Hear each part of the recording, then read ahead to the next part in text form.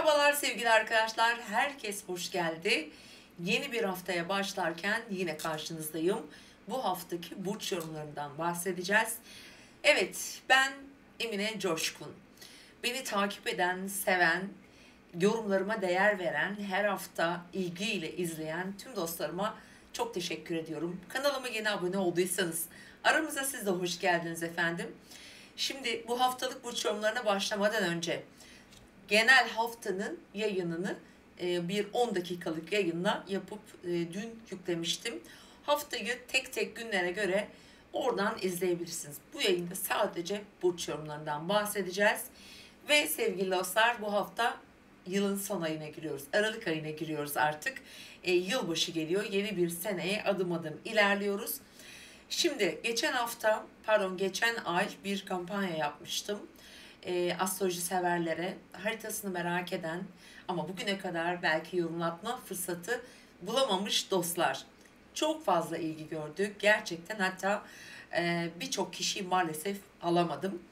Tek başıma bütün çünkü yorumları kendim değerlendirdiğim için. Şimdi yılbaşı da yaklaşırken o kadar çok talep var ki o yüzden yapacağım bunu arkadaşlar.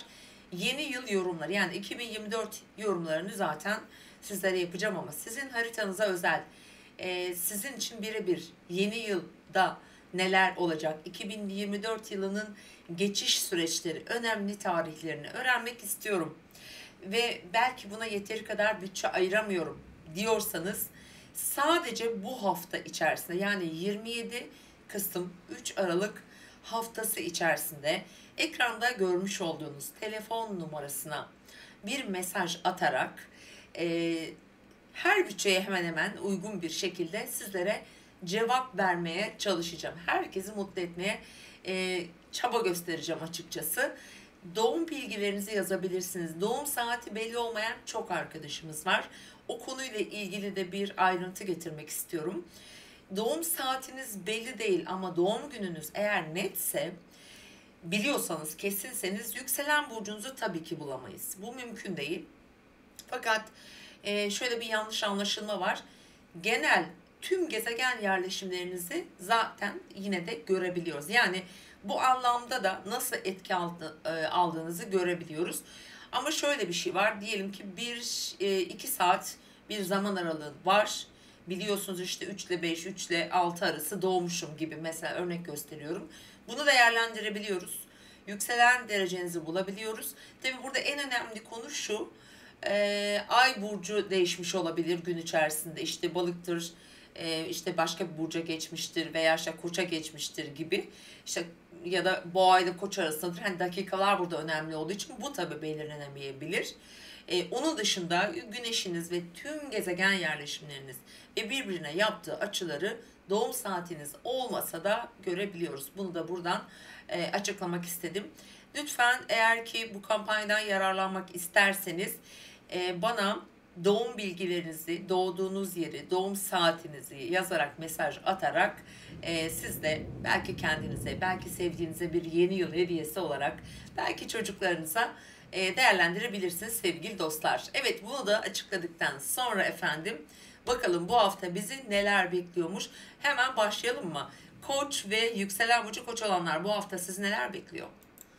27 Kasım haftasının ilişkiler alanında en şanslı burcu sizsiniz sevgili koçlar. Bunu söyleyerek başlayalım. Ve bu hafta pazartesi günü bir ikizler dolunayı meydana gelecek. Ve bu ikizler dolunayından da aslında en şanslı çıkacak burç olabilirsiniz. Şöyle baktığımızda bilhassa yakın çevreniz, ticari konular, iş anlaşmaları, kardeşler veya yakın çevre olan bir takım sorunların gündeme gelmesi, onların daha görünür olması anlamında pazartesi ve salı günü oldukça yoğun bir gündem olacak. Yalnız bu esnada, yani dolunay esnasında Merkür-Neptün karesi var. Bu arada yönetici gezegeniniz Mars Yay burcunda Güneş'le birlikte finansal konuları, para dinamiklerini, işte borsayı, biraz daha paylaşılan kaynakları, krediler, mevduatlar gibi konuları yönetebilirsiniz. Bu anlamda yakın çevrenizde olan insanların veya yeni bir anlaşmanın, bir imza atmanın da gündemi olabilir. Bir de bir takım seyahatlerle ilgili süreçlerin de gündeme geleceği bir iki gün sizi bekliyor. Böyle söyleyebiliriz. Hemen çarşambadan itibaren çarşamba ve cuma günü öğle saatlerine kadar olan süreçte çok daha kararlı bir 2,5 gün geçireceksiniz. Biraz daha temel konulara iniyorsunuz. Biraz daha ev içindeki gündemleriniz, yaşamsal alanınız, biraz duygularla daha çok hareket edeceksiniz. Mars'ın ve Güneş'in size destek olduğu alanda mesela bir ev, bir gayrimenkul, yaşanan yerle ilgili önemli bir gelişme, bir değişim, bir değişiklik gibi gündem olursa eğer çarşamba ve perşembe arasını cuma arasını değerlendirebilirsiniz. Bu arada çok büyük önemli açılarımız yok hafta içinde, hafta sonunda var. Ama perşembe günü bir Ay Şiron, onun yanı sıra bir Neptün, Venüs 150'miz var. Bu biraz zorlayıcı, kafa karıştıran, kararsız bırakan bir durum getirebilir. Özellikle ebeveynler olabilir, yaşadığınız yerle ilgili olma ihtimali var. Çünkü ay buradan geçerken daha çok anneyi, babayı, evimizi, yaşadığımız yerle ilgileri gündemimize getirecektir. Efendim, cuma günü saat 18 yani akşam saatlerine itibaren 19'a tam olarak sizin için ilişkiler dinamikleri hayata geçecek. Cuma akşam saatlerinden cumartesi, pazar günü dahil çok keyifli bir 2,5 gün sizi bekliyor olabilir. İlişkileriniz gündeminizde olacak. Çocuklarınız, eğlenceyle ilgili konular, seyahatler, gelecek planları olabilir. Finansal konularda bence gayet kıymetli bir 2,5 gün sizi bekliyor. Hatta cumartesi günü bilhassa ilişkilerinizle ilgili, çocukları olanlar belki çocukları ile ilgili Merkür Satürn sekstili var aynı gün ve bugün artık tabi Aralık ayına geçiyoruz ve Merkür Oğlak Burcu'na geçmiş oluyor. Bu sizin için şu anlama geliyor sevgili koçlar. İşte ya da hayatınızda önemli bazı konularda, biraz önce dediğim gibi ailevi konularda belki bir takım daha ciddi konulara yöneleceksiniz. Daha önemli gelişmeleri takip edeceksiniz. Ancak Merkür Oğlağa geçiyor. Hemen Aralık ayına girdiğimizde yani gelecek hafta retroya başlayarak Yay burcuna doğru geri bir harekette bulunacak. Aralık ayının hemen hemen ikinci yarısına kadar devam edecek bu retro. Dolayısıyla bir dahaki hafta yani gelecek hafta daha önemli gündemleriniz olabilir. O yüzden bu haftayı biraz daha kararlı geçirmeye bakın. Ama özellikle haftanın ilk yarısında bir takım kararsızlıklar gündeminizde olabileceğini unutmayın. Ay, Güneş, Mars, Merkür hepsi de sizi bu hafta destekleyen pozisyonda gözüküyor. Özellikle kardeşler, yakın çevre, seyahatler, atamalar bekliyor olabilirsiniz. Araçla ilgili bazı konularınız olabilir. Eve, aileye destek olabilir. Bu gibi gündemler sizinle birlikte olacak. İlişkiler yönünden gerçekten cumartesi ve pazar şanslısınız. Ancak altını çizmemiz gereken bir önemli açımız var. Cumartesi gece saatlerinde başlayan bir Venüs-Plüto karemiz var. Bu sizin için önemli çünkü Venüs şu an hala ilişkiler evinizde ve son derecelerde Güney düğümüne kavuşuyor efendim. İlişkilerde bir takım böyle beklenmedik değişimler, blokajlar, engellemeler, kısıtlamalar çıkabilir. Sevgili koçlar, hayatınızda ilişki dinamiklerinizi yönetmeye çalışıyorsunuz ama bir yandan da bazı ilişkilerin artık son demlerini yaşadığı günler olabilir. Bir takım koç burçları özellikle terazi burcunda gezegen yerleşiminiz varsa bu söylediklerimden etki alabilirsiniz ama şunu unutmayın ki Plüto dokunduğu yeri değiştirebilir, dönüştürebilir. Venüs ve Plüto eğer birbirine bir kare yapıyorsa bazı ilişkileri, parayı, ortaklı işleri çürütebilir, yıkabilir ve yeniden inşa etmek üzere çalışabilir sevgili koçlar. Önemli bir detay bu. Bu haftanın dinamikleri böyle. Mutlu bir hafta geçirmenizi diliyorum. Tekrar görüşmek üzere efendim. Evet değerli boğalar ve yükselen boğalar, bu haftanın en fazla parayla ilgili konuları sizde olacak. Çünkü pazartesi günü İkizler Burcu'ndaki Dolunay parayla ilgili konuları işaret ediyor hayatınızda. Finansal konularla ilgili bir takım gelişmeleri bekleyebilirsiniz. Önümüzdeki 10 gün etkili olacak bu Dolunay, İkizler Dolunay'ı. Dolayısıyla kazançlarınız, giderleriniz, şu an mevcut planlarınızın dışında bazı yeni olasılıkları doğurabilir.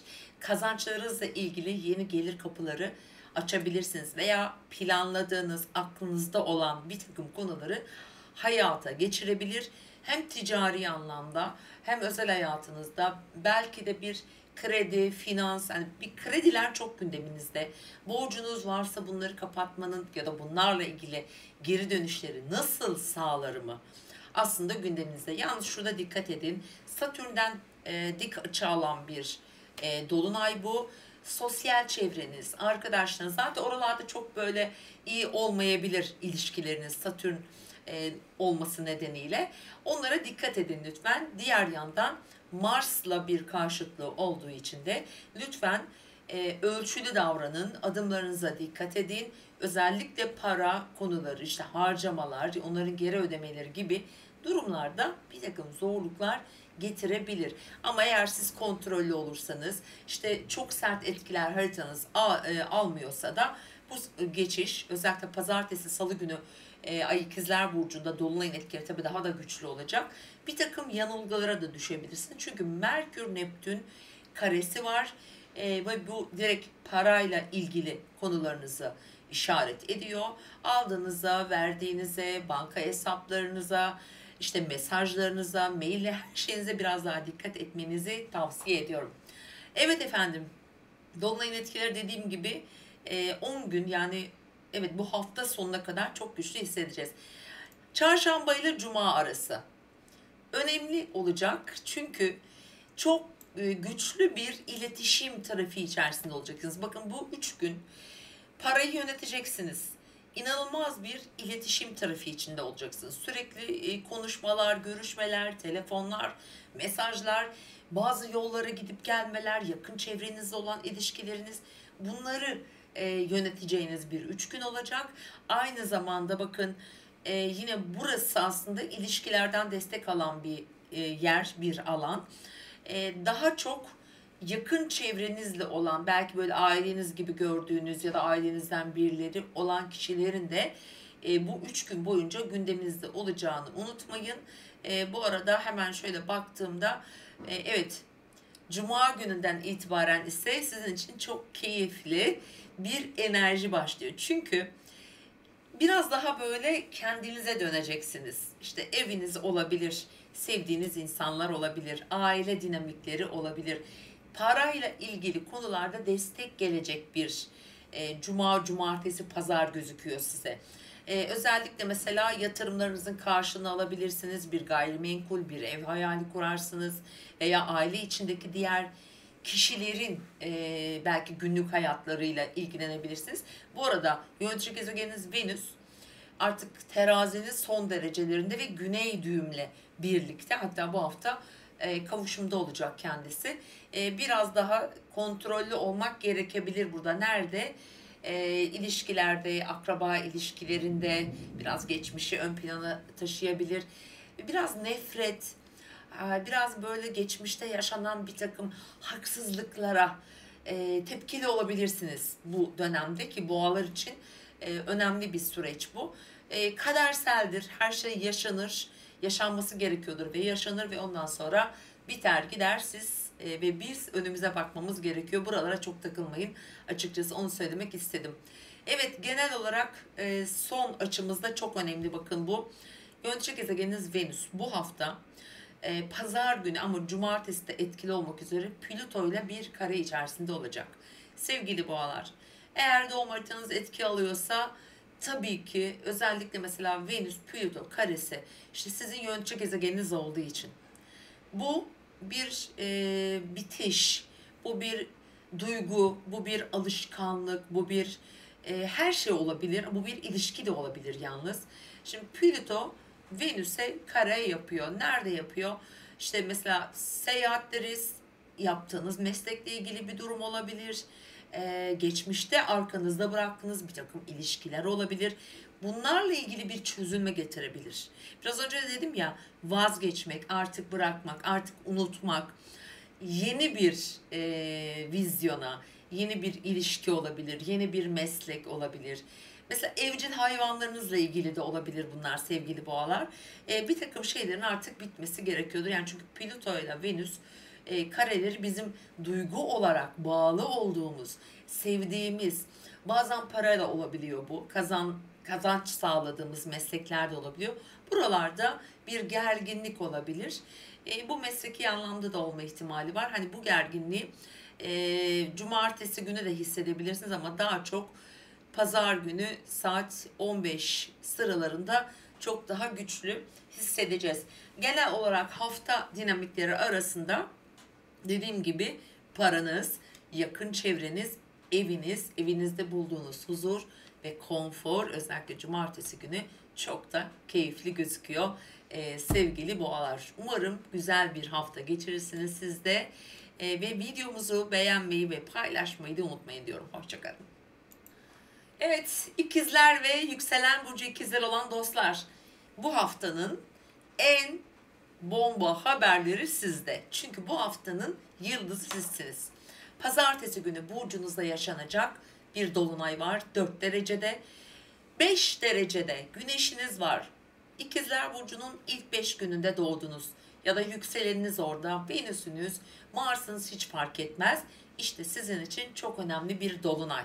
Aslında Mayıs ayından bu yana gelen konular, aslında süren konuların bir tamamlanması sizin için olacak. Önünüze yepyeni bir vizyon açılıyor. Bakın sevgili ikizler, sizin için o kadar önemli ve özel bir süreç ki bu. Dolunay sizi yorabilir. Dolunaylar zaten her zaman bir projektör gibi olayları büyütür, oraya ışığını yansıtır.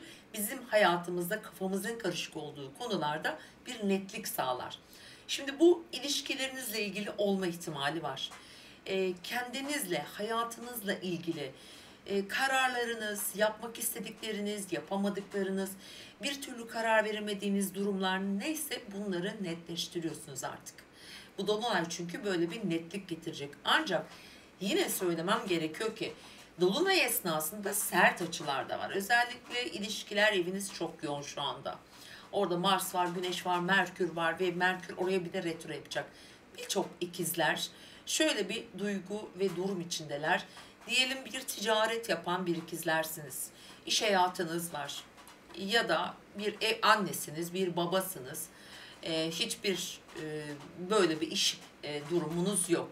Ama illaki hayatınızda ilişki içinde olduğunuz kişilerle önemli bir yol ayrımı getirebilir. Çünkü dolunaylar genellikle gördüğümüz şeyler hakkında karar vermemizi gösterir ve burada Mars'la da karşıtlığı olduğu için ve Satürn'den bir dik açı aldığı için bakın ilişkinizde karar verebilirsiniz. Mesleki konularda bir netlik gelebilir veya bir kısır döngü içinde olduğunuzu düşünebilirsiniz. Böyle bir duygu içinde olabilirsin ki birçok ikizler bunu yaşıyor. Özellikle bu haftaki dolunay önümüzdeki 10 gün bu arada etkilerini yaşayacağız. Bu durumlarda hem dikkat edin bakın. Özellikle mesela zorlu bir ilişki içindesiniz, zorlu bir ortaklık içerisindesiniz, önemli bir dava, bir hukuki süreç var diyelim ki. Bir şeyler yolunda gitmiyor olabilir ve bu anlamda biraz stres yaratan enerjiler, çünkü Mars var orada, yani Mars geçerken daha agresyon yüklü oluruz. O yüzden sakin olun, çok böyle fevri davranmayın, sağlığınıza dikkat edin. Efendim iş hayatınızda biraz bıkkınlık getiren durumlar olabilir. Sabredin, Satürn sabır demektir. Gayretle devam edin demektir. Yani ikizler, size çok iş düşüyor. Sabırlı olun. Önemli bir dipnot düşmek istiyorum. Burada bu hafta biliyorsunuz Aralık ayına geçiyoruz. Cuma günü.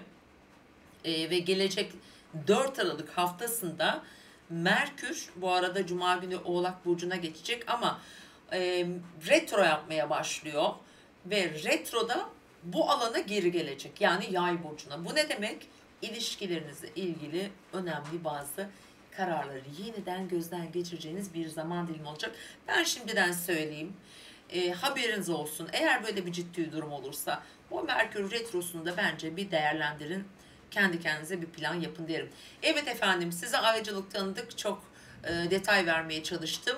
Pazartesi, salı günü bu duygular içerisinde yanlış kararlar verebiliriz. Bakın Merkür'ün çünkü Neptün'e de karesi var. Duyduklarımıza, her duyduğumuza inanmayalım. Yanlış yönlendirebilirler bizi. Biraz zamanı ilaç olarak kullanalım efendim. Çarşamba ve Cuma arasında ise sizin için biraz daha işte ödemeler, para, beklentiler, gelecek paralar vesaire gibi finansal konular gündeminizde olacaktır bu 3 gün içerisinde. Ve aynı zamanda hemen şunu da hatırlatalım. Yönetici gezegeniniz Merkür, unutmayın. Ve Merkür'ün tüm hareketleri buralara hep atıfta bulunuyor. Bence harcamalara biraz dikkat etmek gerekiyor. Belki yeteri kadar da kaynak bulmakta da zorlanıyor olabilirsiniz. Ama bu çarşamba ve cuma arasında özellikle mesela hangi gün diyelim? Çarşamba günü özellikle 10-11 saatleri, yani öğle saatleri gibi, bence bu anlamda daha destekleyici bir zaman dilimi olacak. Yani çarşamba günü aslında değerlendirebilirsiniz. Efendim, Cuma akşam saatlerinden itibaren de hafta sonuna kadar sizi işte burada destekleyen bir ilişki grafiği yükselecek. Bu biraz önce saydım size. İlişkilerinizle ilgili bir takım inişler çıkışlar yaşıyorsunuz. İstediğiniz noktaya varamıyorsunuz. Hala kafanız karışık vesaire falan. İşte Cuma akşamından Pazar gününe kadar ki özellikle Cumartesi günü bir anlaşmaya varmak önemli bir konuda, ilişkiyle bir iş anlaşması olabilir bu. Bir finans düzeyinde bir yatırım olabilir. Kardeşlerinizle ilgili bazı durumlar olabilir. İşte bunun için bence özellikle Cumartesi günü, çünkü Merkür Satürn sekstili var. Akşam üzeri saatlerinde bence bugünü değerlendirin. Önemli konularda anlaşmazlıklar çözülebilir açıkçası. Şimdi geldik haftanın en önemli açılarından bir tanesi olan Venüs-Plüto karesine ve Cumartesi Pazar güçlü şekilde devrede olacak ve sürprizli bir gün Pazar günü. Uranüs'ün de çünkü karesi falan var. Bu sizi nasıl etkiliyor efendim? Venüs aslında sizi destekleyen pozisyonda şu anda, yani Terazi burcunda hala. Ancak güney düğümle birlikte, yani Venüs'ün güney düğümle birlikte olması biraz öfkeye de götürür insanı. Geçmişe de götürür. Aklından geçenleri biraz daha hayata dökememekte stres de yaratabilir. Ama yine de hava elementinde olduğu için sizi desteklemeye devam edecek bu hafta sonuna kadar da. Şimdi Plüto, Venüs kareleri genelde bir şeyleri bitirmek, sonlandırmak, çürütmek, vazgeçmek, yıkmakla ilgili aslında kısacası. Ve sizin bence finansal konularda önemli bence kararlar getirebilir hayatınıza. Bir takım yatırımlar, borsa, işte diğer yatırım araçları, neyse ilgilendiğiniz bir şey olabilir. Aşkla ilgili, bakın ilişkilerle ilgili yön değişimleri getiriyor olabilir, getirecek olabilir. Yani burası güçlü olarak etki alacaktır. Direkt hani birebir etki almıyorsunuz ama yine de belki çocuklarınız, onların hayatlarındaki dinamikler olabilir. Sevdiğiniz sanatla ilgili, işte daha vizyoner konularla ilgili de bir takım böyle bir fikir değişiklikleri getirebileceğini söyleyebiliriz. Zaten ikizler burçlarının son 10 yılda diyelim hayatlarında finansal konularda çok şey değişti. Ortaklık anlayışlarında çok şeyler değişmiş olmalı birçok ikizler için ve bu Venüs ile Plüto karesi de buraya belki de bazı konularda bir nokta koyduracağını söyleyebilirim efendim. Evet, mutlu bir hafta diliyorum sizlere. Tekrar görüşmek üzere, hoşçakalın. 27 Kasım haftasının en sırlarla dolu burcu siz sevgili yengeçler ve yükselen burcu yengeçler olacaksınız. Evet, bu haftaya bir dolunayla başlıyoruz. İkizler Burcu'nun 4 derecesinde ve bu dolunay sizin hayatınızdaki kapalı kalmış, üstü örtülü kalmış, orada görünmeyi bekleyen bir takım konularla gündeme gelecek. Görünmeyen, arka planda kalmış, sizin bir gizlediğiniz bir durum olabilir. Sizden gizlenmiş bazı durumlar olabilir. Bunları görmek, bunları fark etmek, bunları konuşmak ya da araştırmak. Çünkü ikizler burcu araştırmayla ilgili. Bir takım mesela neyi araştırabilirsiniz? Hemen başlayalım sevgili yengeç burçları. Mesela neyi araştırabilirsiniz? Hemen şöyle bakıyoruz. İş hayatınızda yanınızda çalıştığınız, birlikte çalıştığınız, ekip arkadaşlarınız, beraber iş yaptığınız insanlar olabilir. Onlarla ilgili konular olabilir. Bir takım arkanızdan dönen konular sizi rahatsız edebilir veya duyabilirsiniz gibi konular gündemde olabilir efendim. Diğer yandan tabii ki sağlığınıza burada dikkat çekmek istiyorum. Yengeçler ve yükselen burcu yengeçler, eğer doğum haritanızda ikizler yay hattında ilk 5 derecelerde ikizler ve yayda gezegeniniz varsa sağlığa dikkat diyoruz efendim. Özellikle ihmal edilen, daha çok hani ben burada çok ciddi bir durum olacağını düşünmüyorum ama ihmal edilmiş böyle çok da yengeçler aslında biraz bu alanda derin araştırmalar yaparlar ama bunlara dikkat edin. Bunları, bu dolunay etkileri yani, bunları ortaya çıkartabilir. Beslenmenize dikkat edin. Yediğinize, içtiğinize ve hijyeninize, özellikle temizliğe. Ve burada mesela başka ne olabilir? Evcil hayvanlar olanlar çok gündeminde olabilir. Evcil hayvanları ile ilgili konular, onların genel ihtiyaçları olma ihtimali var. Diğer yandan baktığımızda burada bir Neptün-Merkür karesi de var. Uzaktaki konularla ilgili bazı gelişmeler söz konusu olabilir. İşte yurt dışı ile ilgili mesela konular olabilir. Çok özür dileyerek telefonun sesini kısmamışım, kıstım. Böyle durumlar getirebilir. Şimdi pazartesi, salı, evet bu konulara dikkat edin. Ama diğer yandan çok önemli bir durum bu hafta. Çarşamba ve cuma arasında sizin için önemli gündemler olacak. Ve bu hafta her ay bir kere yaşanan bir durumdur bu. Önemli konularda gelişmeler yaşayacaksınız. Çünkü ay yengeç burcunda olacak. Karar veriyorsunuz. Şu an yaptığınız her ne varsa, gerek sağlığınız, gerek dış görünüşünüz, inandıklarınız, planlarınız, işle ilgili konularda bir takım kararlar vereceksiniz, veriyorsunuz. Bir takım yön değişikliklerine gidebilirsiniz. Özellikle cuma gününe kadar etkili. Agresif davranmamaya dikkat edin. İşle ilgili konularda özellikle böyle durumlar gündemde olma olasılığı var efendim. Sevgili yengeçler. Diğer yandan aslında Satürn'ün de desteğini aldığınız için, yani bu en temel, en güçlü destektir.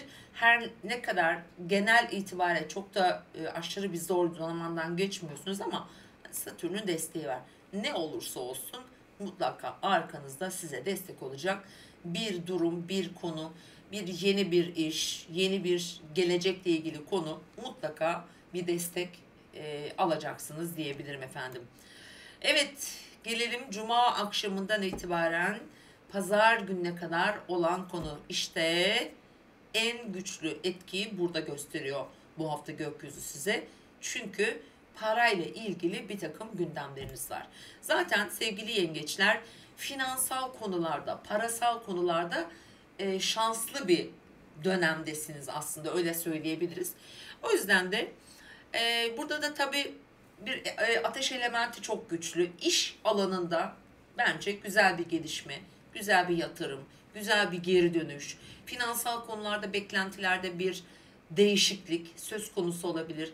Özellikle cumartesi, pazar parayla ilgili konuları planlayabilir, harcamalar, yeni bir ne bileyim kazançla ilgili bir altyapı oluşturabilirsiniz. Böyle konuları gündeminize getirecek. Belki de bir ortak durum falan da olma ihtimali hani olabilir. Fakat hafta sonu Venüs Plüto karesi var. Bakın bu mesela en çok sizi nerede etkiler? Plüto zaten yengeçlerin hayatlarındaki ilişkileri köklü şekilde değiştirdi. Yani çok fazla yengeç tanıdığım, yükselen yengeç ne kadar varsa en güçlü değişimi ilişkilerinde yaşadılar. Ve bu hafta sonu Venüs'ün Plüto ile karesi aile ilişkilerinde olduğu, özel ilişkilerinde, evliliklerde bu yolla evrildiniz adeta ve bunlar son evrilmeler artık. Venüs Plüto karesi bir kadından, sevdiğiniz birinden, aile içindeki anlaşamadığınız bireyler olabilir. Mesela miraslı konular olma ihtimali var. Buralarda böyle bir sıkıntı çıkabilir. Bir şeyi nokta koymak isteyebilirsiniz. Red cevabı gelebilir gibi durumlar olabilir. Hani orada bir terazide, bir oğlakta gezegeniniz varsa bunlardan bu arada etki alırsınız. Ama aile içindeki konularda bir geçmişle hesaplaşma, bir geçmişle yüzleşme. Ben bunların paraya ya da hatta böyle hakla, hukukla, adaletle ilgili ve sevgi ve güvene dayalı konularda olabileceğini söyleyebilirim. Değerli yengeçler. Evet, çok da zor bir şey değil. Hani gökyüzü değil ama dediğim gibi sağlıkla ilgili işte konularda biraz etki alma olasınız var. Buna dikkat ederseniz ve iş hayatınıza bu arada genel anlamda Satürn'ün desteği zaten arkanızda. Efendim, mutlu haftalar diliyorum. Tekrar görüşmek üzere. Sevgili Aslan ve yükselen burcu Aslan dostlar, 27 Kasım haftasının en sosyal ilişkilerinde güçlü olacak burcu sizsiniz. Evet, bir dolunay doğuyor pazartesi günü İkizler burcunda. Sosyal ilişkilerinizi çok önemli ölçüde gündeminize getirecek efendim.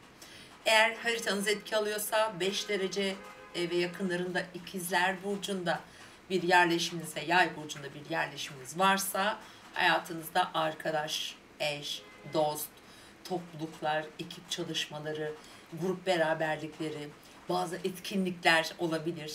Hazırlanan projelerin hayata geçmesi, daha artık görünür sonuçlara diyelim daha yakın olduğu bir zaman dilimi olacak. Pazartesi ve salı günü. Bu dolunayın etkileri çok güçlü ancak etkileri önümüzdeki 10 gün boyunca devam edecek sevgili aslan burçları. Gökyüzünün genel dinamiklerinde en aslında bu haftanın destek alan burcu sizsiniz. Çünkü ciddi bir ateş elementinde gezegen yoğunluğu var ve sizin bir aslan burcu olduğunuz için parlamanıza yardım ediyor. Ki özellikle cuma akşamından pazar güne kadar da gerçekten parlayacağınız bir 2,5 gün geliyor. Evet, sosyal ilişkileriniz dedik ancak burada bir takım anlaşmazlıklar çıkabilir.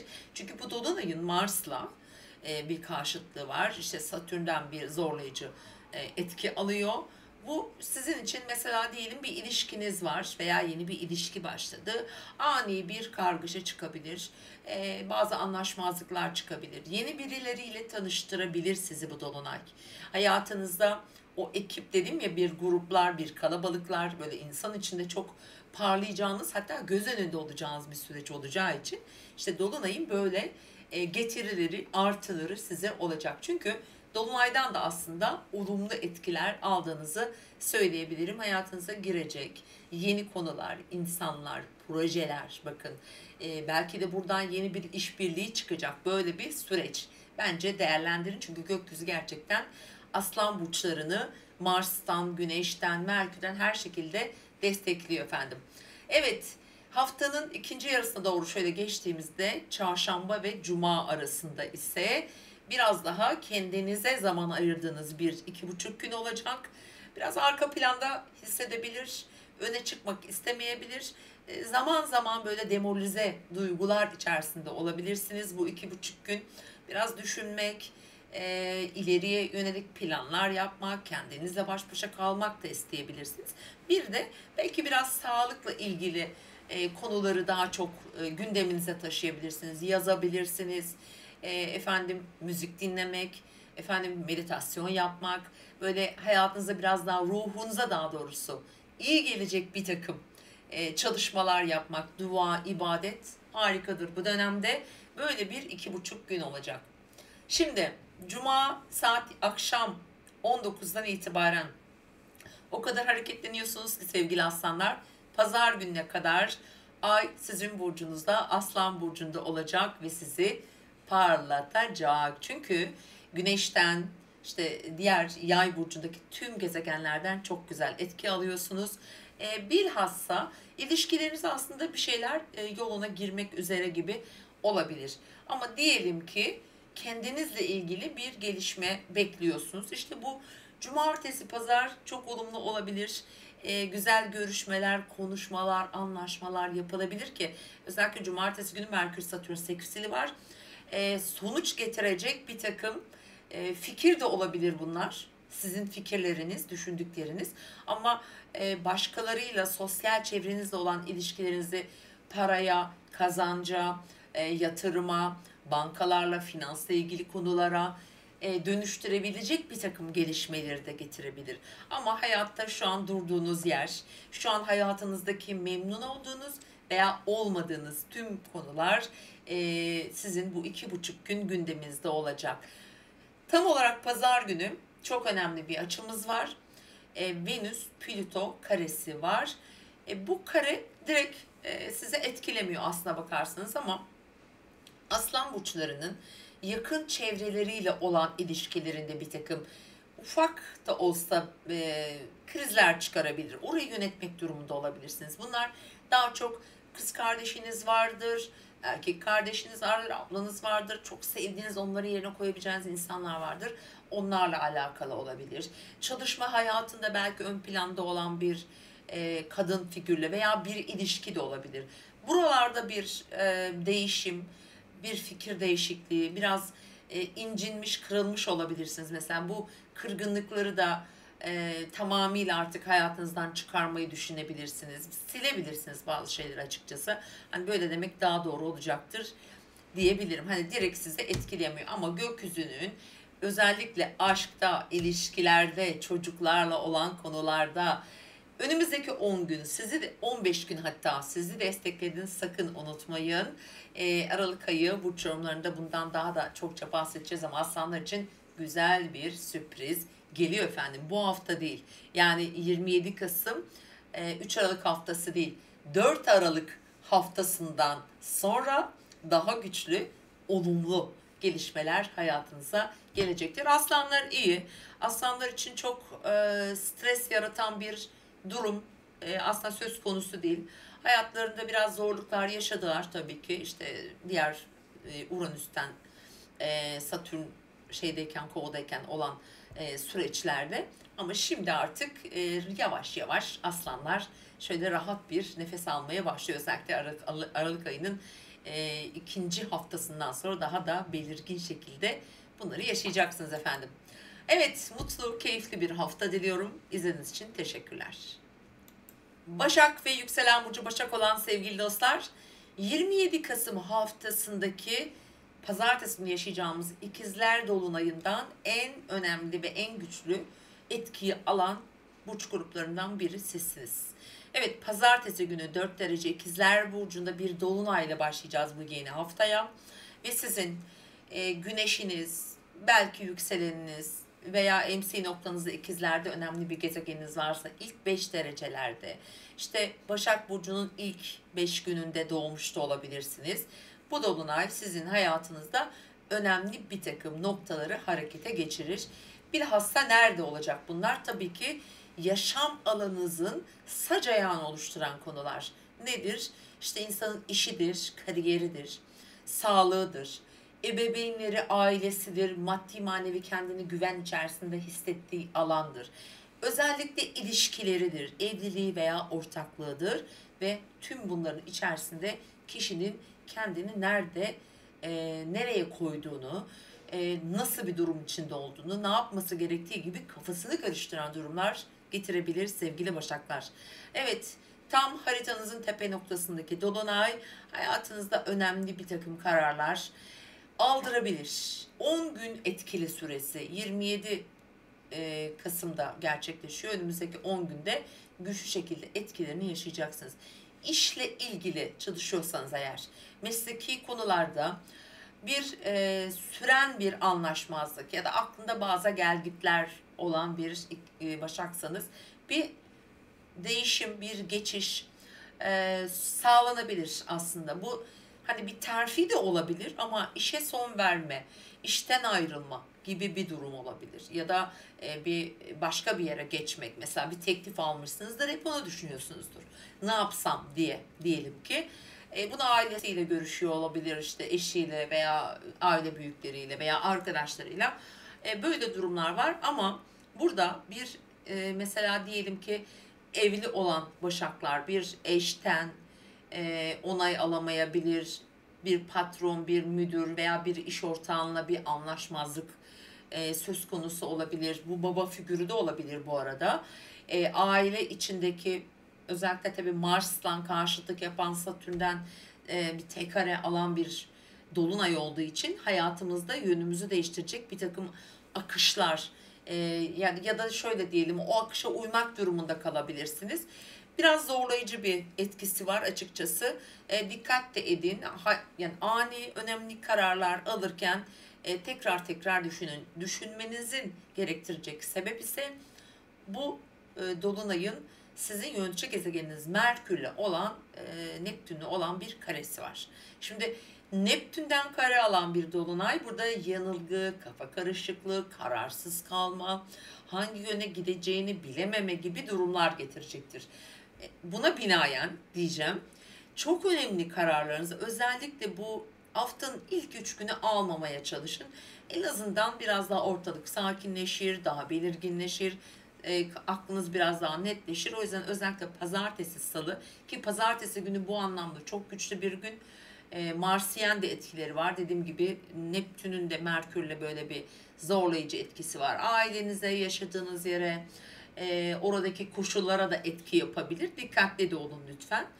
Bu anlamda yaşadığınız yer mesela hava koşullarına uygun olmayan bir yer olabilir. Buralarda da yine Allah korusun etki alabilir bazı, tabii ki Başak burçları. Bu bölgesel olarak da düşünebiliriz. Hani bazı bölgeler, özellikle batı bölgeleri belki daha güçlü etki alır.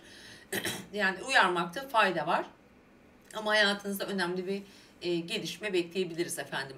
Pazartesi, salı bu anlamda güçlü enerjiler var. Çarşamba, cuma arasına geçiyoruz. Şimdi çarşamba, cuma arası biraz daha hayatın sosyal kısmına geçiyorsunuz. Biraz daha böyle sevdiğiniz insanlar, eşiniz, dostunuz, çocuklarınız, belki toplumsal konular, biraz daha böyle aile gibi gördüğünüz sevdikleriniz de olabilir ki bu arada Başak Burçların aile gibi gördükleri dostları çok olur. Özellikle hani kan bağı olmasa da böyle yıllarca bir arada yaşadıkları insanlar çok vardır. Onlarla ilgili gündemleriniz söz konusu olacak. Bu arada bu hafta 1 Aralık ve o gün Merkür Oğlak Burcu'na geçiyor. Sizin yönetici gezegeniniz. Bu güzel bir haber Başaklar için. Merkür Oğlak Burcu'na geçtiği andan itibaren sizin için biraz daha o ilişkiler kısmı hayata giriyor, devreye giriyor. Biraz daha hayaller, hobiler, sanatsal konular, çocuklarınız, onlarla ilgili konular, gelişmeler daha çok gündeminizde olacak. Özellikle ayın 7'sine kadar falan sürecek bu. Çünkü 7 Aralık'tan sonra Merkür sizin yönetici gezegeniniz retro yapmaya başlıyor. Bu çok önemli. Ve şu an evle, aileyle, gayrimenkullerle, anneyle, babayla, yaşadığınız yerle, her ne varsa ki çok yoğun bugünden Başaklar için. Doğum haritalarınıza bakın. Orada bir Merkür retrosu yaşayacağız. Yılın sonuna kadar, hatta Ocak ayının ilk haftasına kadar. O yüzden şu andaki, yani mesela geçtiğimiz bir aydır diyelim gündemimizde olan konuları tekrar bir üzerinden geçirtecek. Özellikle dediğim gibi bu konularda kardeşleri de ilgilendiren belki miraslı konular, bilemiyorum, söz konusu olacak.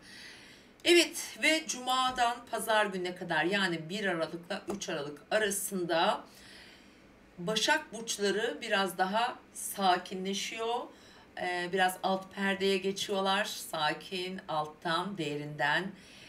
Ve aslında ne olursa olsun güçlü de duracaksınız. Biraz daha kendinizle ilgilenebilirsiniz. Sağlığınızla, duygusal ihtiyaçlarınız ön plana çıkacaktır.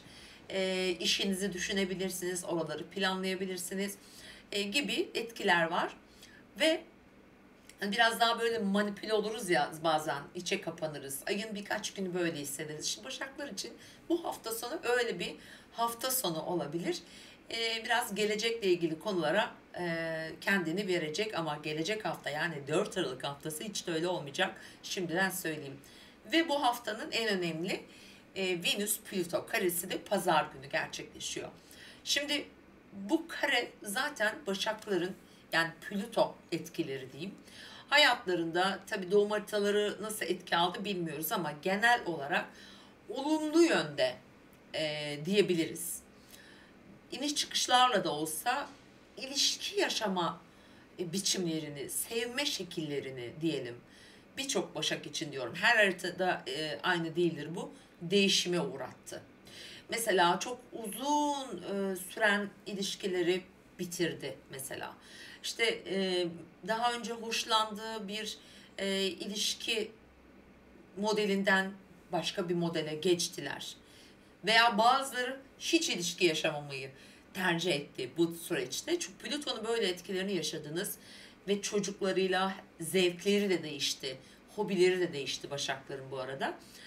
Dolayısıyla bu hafta burada parayla ilgili vurgular var sevgili Başaklar. Venüs Plüto karesi kazançlarla da ilgili bir takım gelir gider dengesi diyelim mesela. İşte piyasalarla ilgili bir Başaktınız. Buralardan kazanç elde ediyordunuz. İşte borsa ile ilgiliydiniz. Yabancı paralarla ilgili bir şeyleri alıp satmaktan hoşlanan bazı Başaklardınız. Bakın burada alıp satma dengesinde, finansal konularda, ilişkilerde bir takım zorluklar çıkarabilir hafta sonu.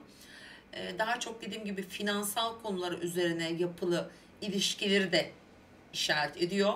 Diyelim bir ilişkiniz var ama para, yani bu ilişki derken her türlü ilişkiden bahsediyorum. Ama kazanç elde ettiğiniz bir ortaklığınız var. Buralarda bir takım gelişmeler getirebilir. Bir şeyleri böyle bitirme kararı, vazgeçme kararı alınabilir gibi etkileri var. Böyle söyleyebiliriz efendim. Evet, değerli Başak burçları, Jüpiter'in etkisi, gücü, desteği yanınızda. Her halükarda çok güzel yeni bir başlangıç size yaptıracağını söyleyebilirim. Çok da uzak değil aslında, çok da yakında bu arada. Onu da belirtmiş olayım. Efendim mutlu haftalar diliyorum. Tekrar görüşmek üzere. Evet sevgili terazi ve yükselen burcu terazi olanlar, bu haftanın en çok seyahat edecek burcu sizsiniz efendim. Seyahat edersiniz, yeni gelişmeler yaşarsınız, yeni araştırmalar içerisine girersiniz. Efendim hukuki süreçleriniz sonuçlanabilir. Önemli bir hafta. Çünkü pazartesi günü İkizler Burcu'nda bir dolunay var. Hava elementinde ve siz terazilere iyi gelecek. Hatta belki de bu haftanın en iyi, en şanslı burcu olduğunuzu söyleyebilirim. Evet, bu yaşanacak dolunay özellikle biraz önce dediğim gibi bir tatil planı, bir seyahat planı, bir yolculuk yaptırır. Ama mesela yeni bir ticari konu getirebilir. Mesela kazançlarınızla ilgili başka yöne bir meyil olabilir efendim. Ve tabii ikizler olunca gezmek, görmek, dolaşmak zaten sever terazi burçları bu alanda. Böyle bir şehir değişikliği iyi gelir.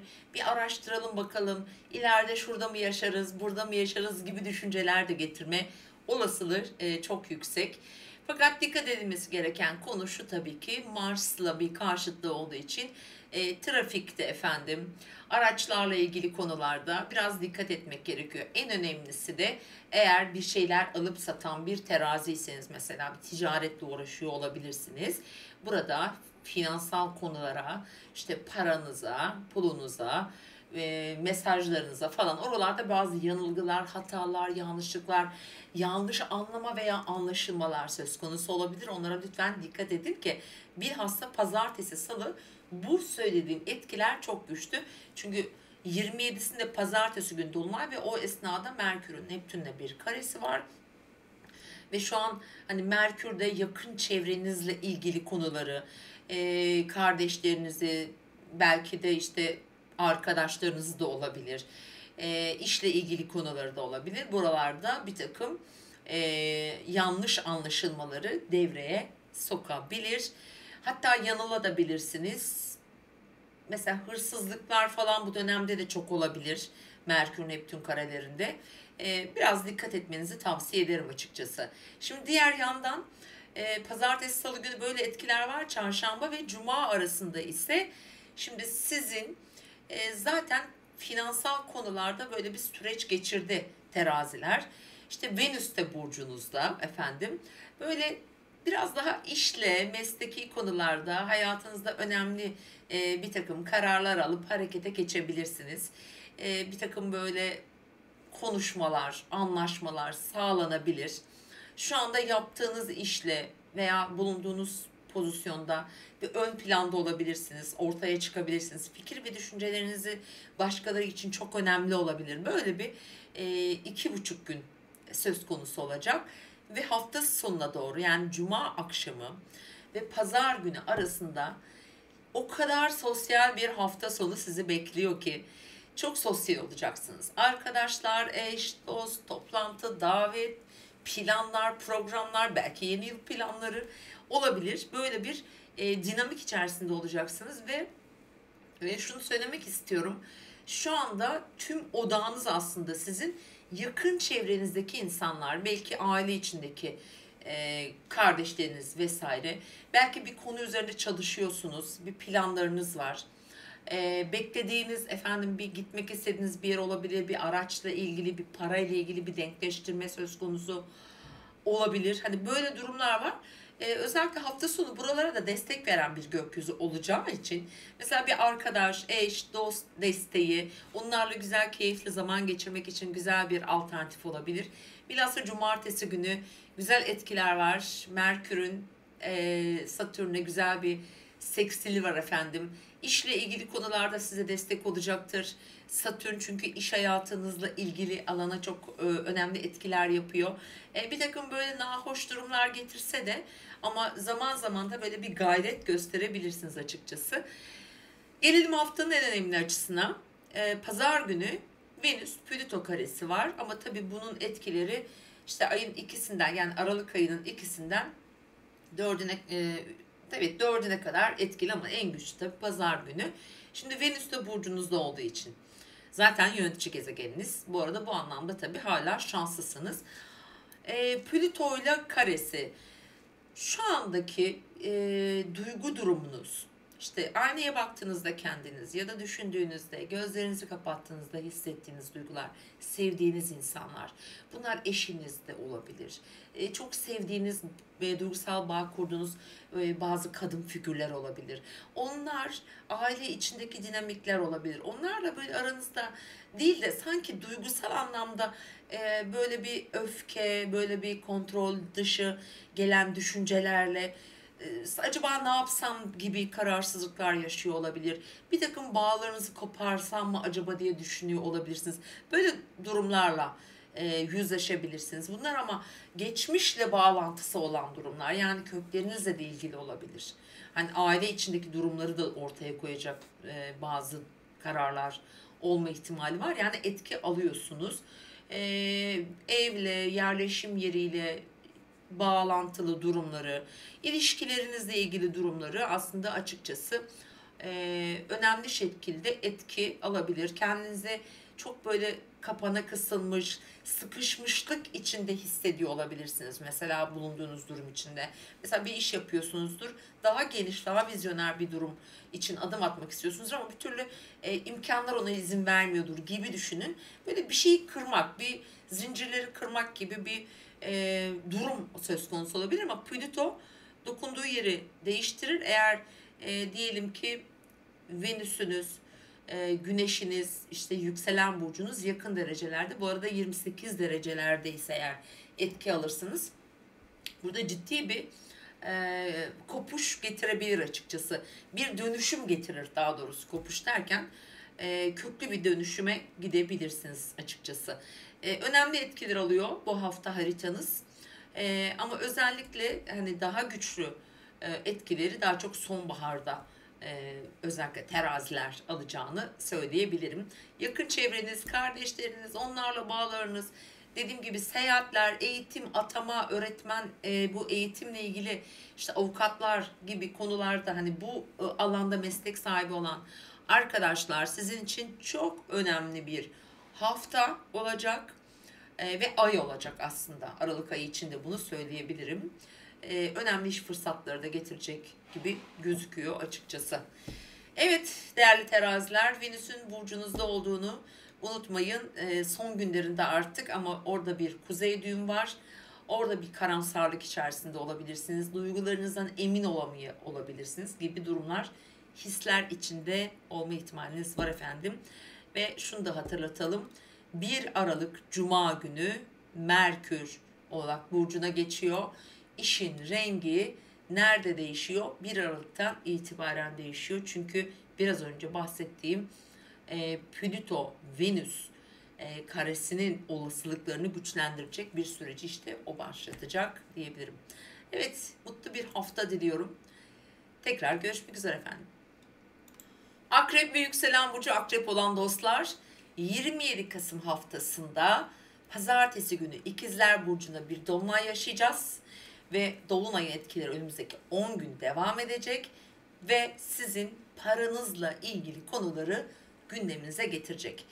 Bilhassa da ödenmesi gereken paralar, bankalar, faizler, geri ödemeler, sigorta gibi konular, bir takım paylaşılması gereken mesela paralar olabilir.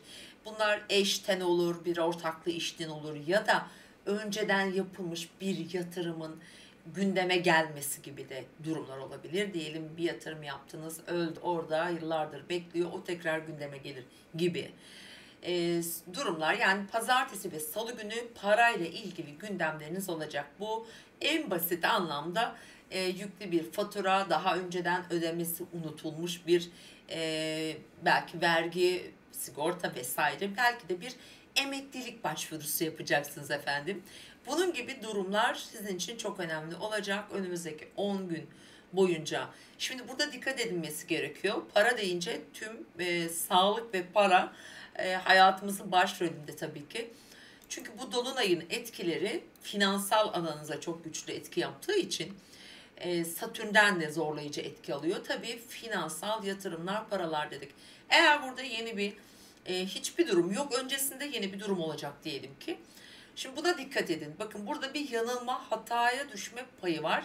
Çünkü burası Merkür ve Neptün karesi alan bir alan. Lütfen, çok önemli, sizin için çok küçük de olsa çok değerli olan bir miktar paramı acaba şuraya mı koysam, bunu mu yapsam diye siz düşünürken, hani 3 kuruş kar edeyim diye düşünürken Merkür Neptün karesi var, kafanızı çok karıştırmış, aklınızı çok karıştırmış olabilir ya da karıştırabilir ya da birileri sayesinde karışır, yanılabilirsiniz. Lütfen dikkat. Bilhassa pazartesi günü bu tür eylemlerde bulunmayın lütfen. Buna dikkat edin. Salı günü için de aynı şeyi söyleyeceğim. En azından o dolunay enerjisi biraz dağılsın. Böyle bir durum eğer söz konusuysa bir destek alın, bir bilene sorun. Özellikle de mesela hangi gün daha rahat diye bakıyorum. İşte çarşamba, cuma arası diyelim. Daha uygun gibi, daha sağlıklı gibi hatta gözüküyor. Evet, dolunayın etkileri sizde böyle çalışacak efendim.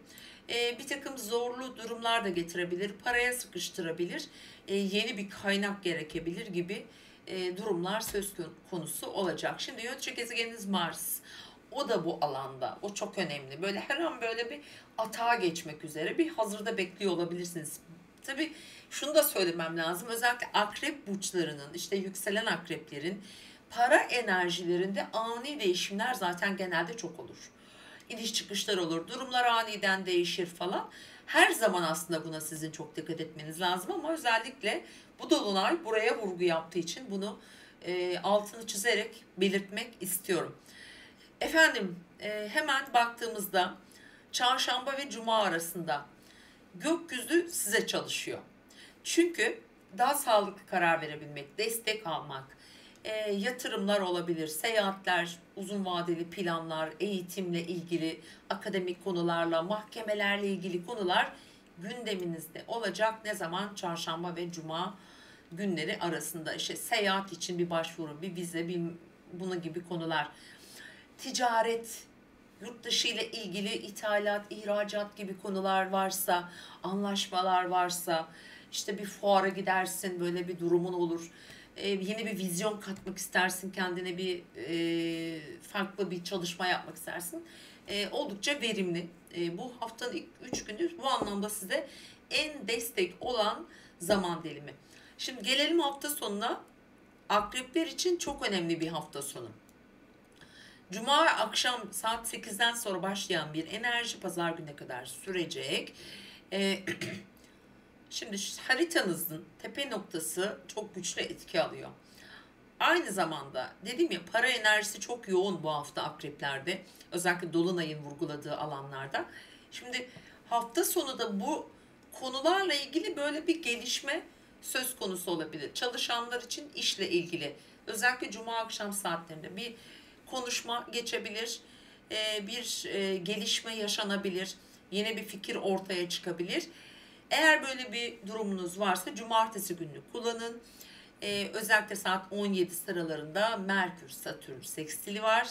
Bu anlaşma yapmak, uzun vadede el sıkışmak ya da bir şeye karar vermek anlamında çok sağlıklı, kalıcı ve doğru bir karar getirir. Böyle açıklamak istiyorum burayı. Çünkü sizin böyle bir durumunuz olma ihtimali çok yüksek. Özellikle cumartesi, pazar günü. Diğer yandan pazar güne bakıyoruz efendim. Pazar günü eğlenceli, biraz daha ön planda olduğunuz, her dediğiniz, her düşünceniz, fikirlerinizin çok önemli olduğu bir süreç bu süreç. Ve bugün Venüs ve Plüto karesi devreye giriyor. Sizi ne kadar etkiler? Şimdi şöyle, Venüs uzun zamandan beri biraz arka plan enerjilerinizde çalışıyor. Özellikle akrepler çok sevgisini gösteremiyor olabilir son bir aydır mesela. Biraz daha içe dönük enerjiler çalışmış olabilir.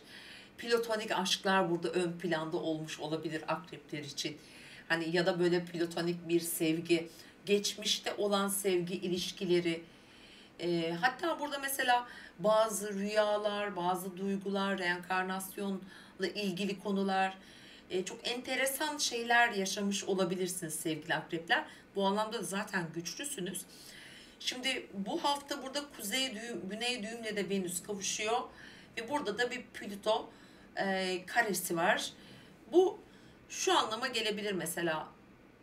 Arka planda, duygusal anlamda çok etkilenebilirsiniz. Bu plütonik dediğim hani karşı tarafın haberi olmayan ilişkilerde bir artık bitme söz konusu olabilir. Eğer böyle bir meyilli bir haritanız varsa veya şu süreçte böyle bir durum yaşadıysanız, böyle bir durum içindeyseniz, özellikle genç kardeşlerim bundan vazgeçebilir, bu durumlar içerisinden çıkabilir. Çok acı bir şeydir bu, çok zordur yani böyle bir sevgi tek taraflı.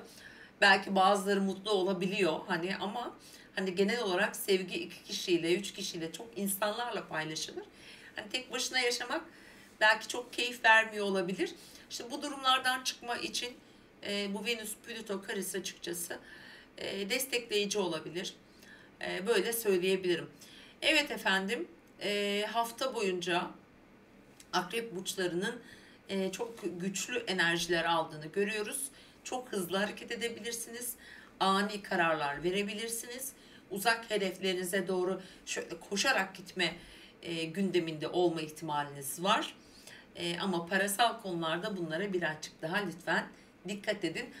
Aşkla ilgili konulara değinmek istiyorum. Akrep ve yükselen burcu akrep olanlar bu hafta, bu pazartesi günü Merkür'ün Neptün'e olan karesi ilişkiler yönünde bir takım fikir değişiklikleri getirebilir.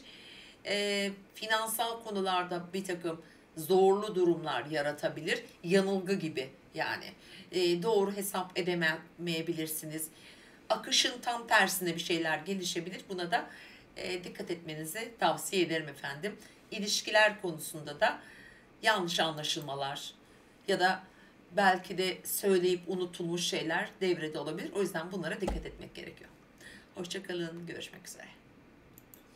Yay ve yükselen burcu yay olanlar. Evet, 27 Kasım haftasındaki pazartesi günü yaşayacağımız dolunay sizin ilişkilerinizi gündeme getirecek. Yükselen burcunuz 5 derece, güneş burcunuz 5 derece ve yakınlarında ise, yani yay burcunun ilk haftasında doğmuşsanız bu dolunaydan çok güçlü etkiler alacaksınız. Özellikle ilişkilerinizle ilgili çözümlenemeyen durumlar gündeme gelir ya da belirsizlikler varsa onlarda bir takım kararlar çıkabilir. Evlilik, ortaklık gibi durumlar, iş projeleri de burada tabii ki çok gündeminizde olacak. Bunlar yaşınıza, doğum tarihinize göre tabii ki değişiklik gösterecektir. Ama genel olarak tüm haberler, aklınız, Ve tabii Merkür de burada olduğu için düşünceler ilişkiler üzerine bu dinamikler kurulmuştur efendim. Bir iş ortaklığının sonlarına doğru gidilebilir veya bir belirsizlik varsa belki bir anlaşma olacaktır. Veya mevcut durumlardaki bu yine ilişki için söylüyorum burada bir anlaşmazlık çıkabilir, bir ters düşme durumu söz konusu olabilir. Efendim yine ilişkiyle ilgili aile içindeki figürlerden belki çok destek bulamayabilirsiniz. Yine bu önemli konularla ilgili olacaktır. Çünkü Satürn'den de bir tek kare alan bir durum bu. Diğer yandan ilişkiler dedik tabii ki ama burada sağlıkla da ilgili durumlara dikkat etmeniz gerekebilir efendim. Tüm gündeminiz aslında bu aile, ilişkiler ve durum değişikliklerine karşı takınacağınız tavır. Kafanızı, aklınızı karıştıracak durumlar içerisinde olma ihtimaliniz çok güçlü. Çünkü pazartesi günü Dolunay doğuyor.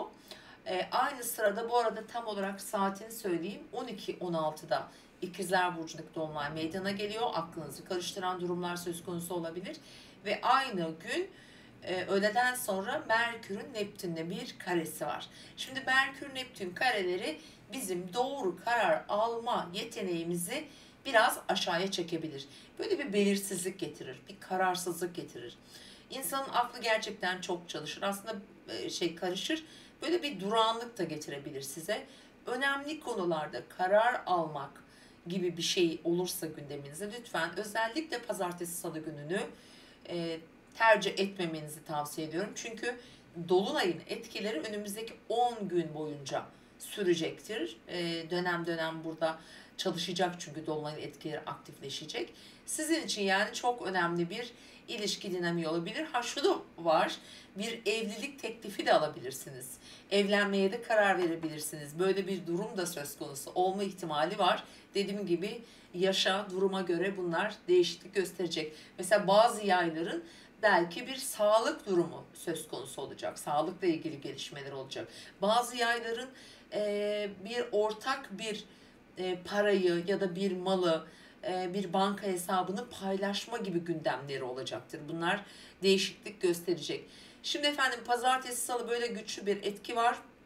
Önemli kararlar alırken lütfen agresyona dikkat edin. Çünkü Mars, Güneş, Merkür hepsi burcunuzda ilerliyor. Bu size hem cesur hem atılgan, çok girişken yapıyor.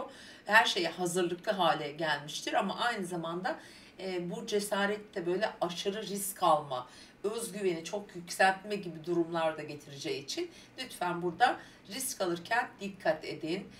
Kendinize dikkat edin. Sağlığınıza da lütfen dikkat etmeyi ihmal etmeyin. Ameliyatlar, küçük operasyonlar gibi durumlar getirebilir.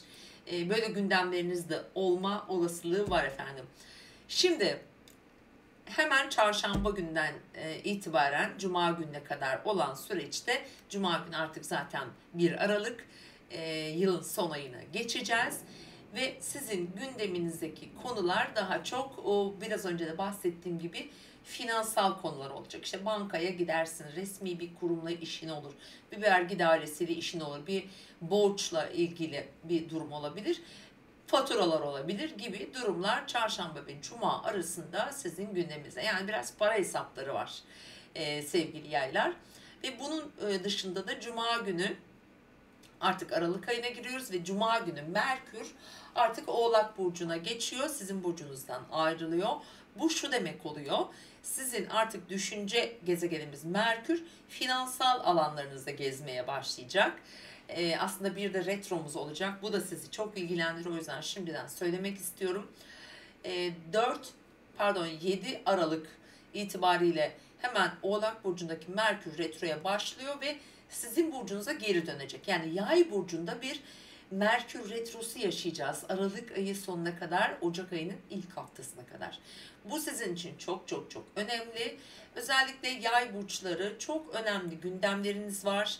Sizin için çok önemli bir ay. Bu arada doğum gününüzü de kutlamak istiyorum. Mutlu bir solar yıl diliyorum. Ama bu yıl özellikle bu haftanın ilk 5 gününde bilhassa da pazartesi günü doğum günü olan bir yaysanız inanın sizin için çok önemli bir sene geliyor anlamına geliyor. Bunu unutmayın. Doğum haritanıza lütfen baktırın. Evet, diğer yandan çarşamba, perşembe, cuma parayla ilgili konular dedik. Ve cuma akşamından pazar gününe kadar olan süreçte gökyüzü sizi full destekliyor bu arada.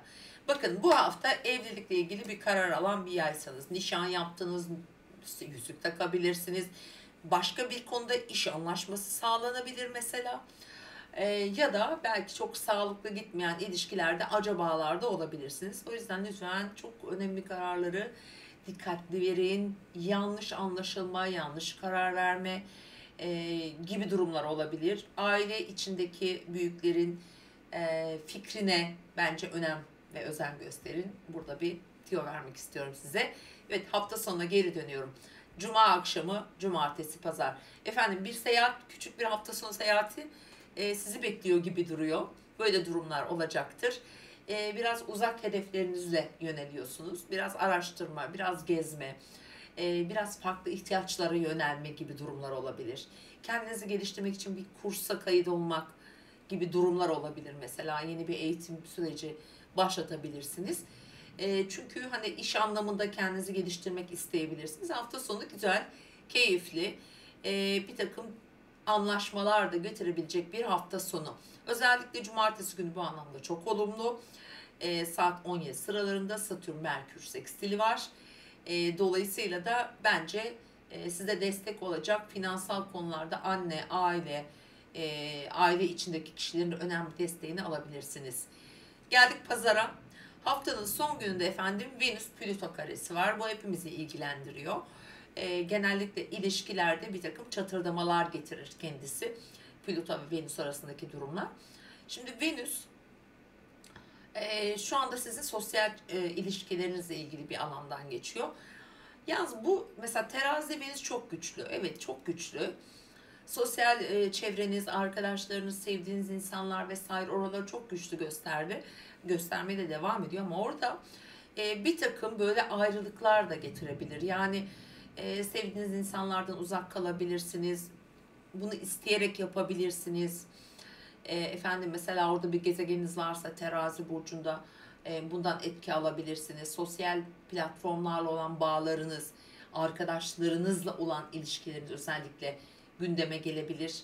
Ve burada bazı yol ayrımlarına gitme durumları söz konusu olma ihtimali var. Bu bir ortak proje, bu bir iş projesi olabilir. Bu bir ilişki, bu yeni adım attığınız bir hikaye de olabilir bu arada. Bunun gibi durumlar var sevgili yay burçları. Ama her halükarda Aralık ayı ve dediğim gibi eğer bugünlerde doğmuş bir yaysanız sizin için çok önemli gelişmeleri getirecek efendim. Birazcık sabretmenizi tavsiye ediyorum. Mutlu bir hafta diliyorum. Hoşçakalın. Oğlak ve yükselen burcu Oğlak olan dostlar, 27 Kasım haftasındaki dolunay aslında size olumlu yarayacak yani. Pazartesi günü İkizler burcunda bir dolunay yaşayacağız. Ve tabii ki önümüzdeki 10 günde etkileri devrede olacak. Ve bu dolunaydan belki de en karlı çıkacak burçlardan bir tanesi siz olabilirsiniz. Çünkü neden? Anlatacağım şimdi. Şöyle baktığımızda sevgili oğlaklar, eğer bir sağlık sorunun varsa, buna bir derdine derman derler ya hani, olur. Bir çözüm getirir, bir tedaviye başlarsın. O süreç çok hızlı ilerler, hızlıca sağlığına kavuşabilirsin. İkinci olarak, mesela çalışıyorsun ya da işte evcil hayvanın var, çalışmıyorsun ama işte onlar da buraya giriyor çünkü. İş hayatınla ilgili önemli gelişmeler olabilir. Mesela bir bırakma da söz konusu olabilir ama oğlaklar için şöyle bir şey var. O kadar güzel fırsatlar gelecek ki sevgili oğlaklar, size özellikle Aralık sonundan itibaren. Diyelim ki işle ilgili konularda bir aksilik oldu. Bir anlaşmazlık var, bir problem yaşıyorsun şu anda ki birçok oğlak bunu yaşayabilir. Çalışanlar için söylüyorum ya da sağlıkla da ilgili konular. Bazıları için de şöyle akrabalarıyla ilgili konular olacak. Hani akrabalar böyle uzun kan bağınız olan ama 2-3 kuşak ötedeki akrabalarınız. Ama dediğim gibi iyi bir fırsat. Bu bitiş, bu sonlanma, bu sağlıkla ilgili konular bize gelecek ay çok da iyisini getireceğini söyleyebilirim. Yani oğlaklara yarayacak bir süreç bu. destek alıyorsunuz mesela. Yakın çevresinden destek alır bazı oğlak burçları bu anlamda. Mesela nereden alır? Kardeşinin desteğini alır veya tabii ki bazı haritalarda olumsuz da bu görülebilir ama genel olarak baktığımda şöyle bir etki var mesela, hani toprak elementi, işte Jüpiter toprakta, işte Uranüs'le beraber sürpriz getirir abi. Yani sürpriz bir gelişme getirir, sürpriz bir kapı açılabilir, ani bir kazanç kapısı gelebilir, bir aşk getirebilir daha sonrasında. Böyle durumlarda olacak yani sevgili oğlaklar için. O yüzden çok canınızı sıkmayın açıkçası. Ama fiziksel olarak bir değişim, bir yenilenme, spor, egzersiz, beslenme ile ilgili konular. Buralarda bir değişim, bir yöneliş olabilir. Bilhassa şunu tavsiye edeceğim oğlaklara: zayıflamak istiyorsanız eğer, böyle bir programa başlamak için dolunay sonrası süreç size çok iyi. Bu alanda çünkü güçlü etkiler alıyorsunuz. Öyle söyleyebilirim. Evet, böyle bir hafta, yani haftaya böyle bir enerjiyle başlıyoruz. Pazartesi, salı günü bir dolunay var. 10 güne yayılacak bir etkisi var. Böyle bir gücü var. Ama diğer yandan tabii Neptün'le Merkür'ün de bir karesi var bu arada. İşte Neptün'e bakıyoruz. Bazı dedikodular, laflar, bir şeyler duyabilirsiniz. Böyle gündemleriniz olabilir. Çevreniz arasından olabilir ya da beklemediğiniz bir yerden olabilir. Bunun gibi durumlar söz konusu olma ihtimali var. Şimdi günlere baktığımızda çarşamba cuma arası, cuma 1 Aralık, Merkür cuma günü burcunuza geçiyor. Oğlak burcuna geçiyor. Bu oğlaklar için çok güzel bir haber. Yani Merkür burcunuzda olduğu zaman, hani Merkür oğlakta çok daha size faydalı çalışacak. Bunu söyleyebilirim. Çünkü Jüpiter'den falan da iyi etki alacağı için olumlu desteğini alıyorsunuz. Şimdi çarşamba ve cuma arasında gündeminiz şu şekilde ilerleyebilir. İlişkileriniz gündeme gelir. Bu süreçte işte ilişki, eş, dost, ortaklı işleriniz, işte evliyseniz eş, eşin işi, eşin sağlığı gibi gündemleriniz bu 2,5 gün sizlerle birlikte olacak. Cuma gecesinden hafta sonuna kadar olan süreçte ise biraz böyle para kontrolü sanki gündemimize geliyor. Finansal konular. Aynı zamanda ilişki. Diyelim ilişkilerle ilgili bir beklentiniz var. Flörtle ilgili, çocuklarla ilgili bu hafta sonu güzel bakın. Bu anlamda oğlaklara yarıyor. İlişkiler konusunda zaten çok şanslı bir döneme girdiniz. Uzunca bir sürede bence fırsatları değerlendirin. Parada, ilişkide, çocuklarla ilgili konularda oğlakları iyi açıkçası. Cumartesi günü mesela Merkür Satürn sekstili var. Önemli görüşme, konuşma, el sıkışma, anlaşma, güzel haberler alma anlamında çok destekleyici bir gün. Saati de söyleyeyim, akşam 17 sıralarında ve aynı gün Ay ve Güneş üçgeni de var bu arada. Gerçekten cumartesi günü önemli, güzel durumlarla karşılaşılabilir. Kullanılabilecek güzel bir gün olduğunu söyleyebilirim. Şimdi asıl önemli olan şu: pazar günü Plüto Venüs karesi var. Genellikle bizim ilişkilerimizle ilgili konularda bazı vazgeçişler, koparıcı etkileri, ayrılıklar gibi durumlar getiriyor hayatımıza. Getirebiliyor daha doğrusu. Plüto da şimdi Oğlak, yani burcunuzun son derecelerinde artık. Bu arada artık Plüto burcunuzdan bu yılın sonundan itibaren gidiyor. Plüton'un o kaotik, zorlayıcı, hayatın temel yapı taşlarını komple değiştiren etkisinden çıkıyorsunuz zaten. Ama şimdi bu son bir işle, mesleki konularda taşları yerine oturtamamış oğlaklar. Burada bir zorluk yaşanabilir. Sevdiğiniz, hayatınızın baş köşesine oturttuğunuz bir kadın figür de olabilir bu. Bir ilişki olabilir ama bir meslekle ilgili de bir yol ayrımı olabilir. Bakın, bu da çok önemli bir ayrıntı sevgili oğlaklar sizin için. Yaptığınız meslekle ilgili bir değişime geçme isteği duyabilirsiniz. Bu bir ilişki de dediğim gibi olma ihtimali var ama köklü bir değişim olur bu. Eğer ki Oğlak burcunun Terazi burcunun işte son derecelerinde yerleşiminiz varsa bu arada bu etkiyi alırsınız. Yani böyle 28 derecelerinde. Çünkü 28 derecede olacak zaten. Böyle bir hafta aslında oğlaklar için çok da hani zorlu olacağını söyleyemem. Ortaklı işler, ilişkiler adına güzel bir hafta, bence değerlendirin. Özellikle konuşmak istediğiniz konuları cumartesi gününe planlayın.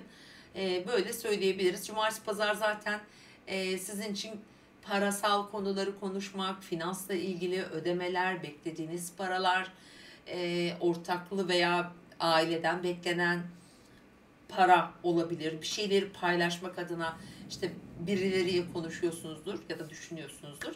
Efendim böyle gelişmelerin olacağı bir hafta sonunda sizi bekliyor olacak değerli oğlaklar. Umarım her şey istediğiniz gibi gider. Tüm bu anlattıklarım bu arada sevgili arkadaşlar sizin doğum haritanızla, doğduğunuz yılla, işte yaşınızla çok alakalı. O yüzden de hani hem haftalık olsun ne olursa olsun dinlerken yükselen burcunuzu özellikle tabii dinleyeceksiniz. Birebir beni anlatıyor da diyebilirsiniz. Bazen hiç uymuyor da diyebilirsiniz. Çünkü yaşla çok alakası var doğum haritalarının aldığı etkin efendim. Görüşmek üzere. Kova ve yükselen burcu kova olan dostlar. Evet, yeni haftaya bir dolunayla başlıyoruz. Pazartesi günü İkizler Burcu'nda yaşayacağımız dolunay kova burçlarına iyi gelecek. Hatta en şanslısı bu haftanın sizsiniz diyebilirim. Çünkü dolunayın etkileri önümüzdeki 10 gün boyunca etkili olacak.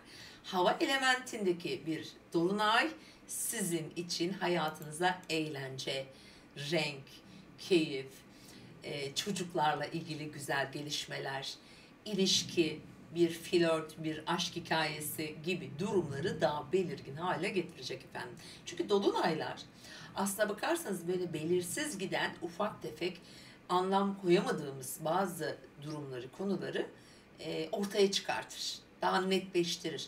Dolayısıyla da pazartesi ve salı 27 ve 28 Kasım günlerinde dolunay etkilerini en güçlü yaşayacağımız zaman dilimi olacak. Tam dolunay saati pazartesi günü 12-16'da gerçekleşiyor. Eğer 4 derece Kova burcunun ilk haftasında doğmuşsanız, ilk 5 derecesinde güneşiniz, yükseleniniz varsa çok güzel etkiler alıyorsunuz efendim. En çok alabileceğiniz etki aslına bakarsanız mesela olumlu yönde en çok etki alabileceğiniz alan neresi? Biraz daha sosyal ilişkilerle beraber toplumsal konular, dediğim gibi çocukları ilgilendiren alan, çocukların hayatları, çocuklarımızla ilgili konular gündemimizde olabilirken bir aşk, bir tanışma hikayesi de getirebilir. Mesela yeni bir tanışma getirir veya tanıştığınız birisiyle bir gönül ilişkisine başlatabilir. Çünkü Venüs'ten de şu an bu hafta boyunca hala terazide olduğu için iyi etki alıyorsunuz. Bu bir geçmiş ilişki de olabilir eğer ilişki gelirse gündeminize. Ama diğer yandan önemli bir etkisi daha var. İşin para boyutu var, bir de finans kısmı var. Aynı zamanda işte mesela piyasalarla ilgili yanıltıcı durumlar getirebilir, bunu hiç unutmayın. Lütfen parayla ilgili konularda bir sıkışma getirebilir size.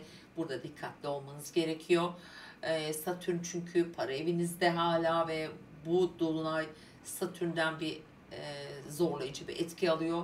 Mars'tan da aynı zamanda. O yüzden yine bu tanıştığınız, hayatınızda olan veya bazı paylaşımlar ya da işbirlikleri olduğunuz kişilerle olan diyaloglarınızda böyle yanlış anlaşılmalar olabilir.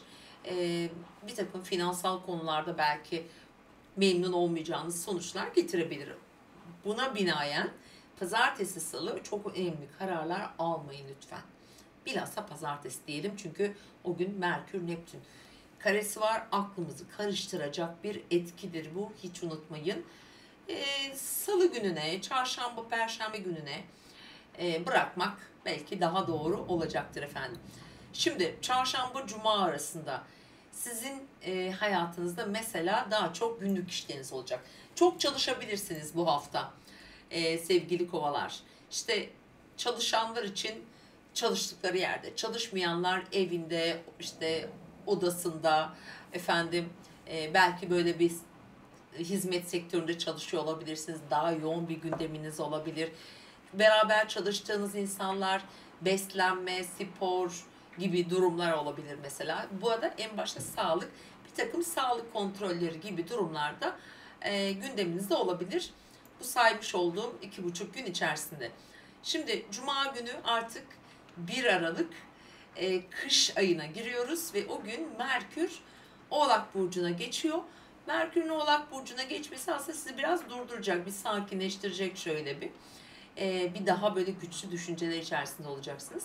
Cuma akşamından pazar gününe kadar olan süreçte ise şimdi gerçekten geçmişle ilgili konuları gündemimize getirecek bir ilişki trafiği olabilir.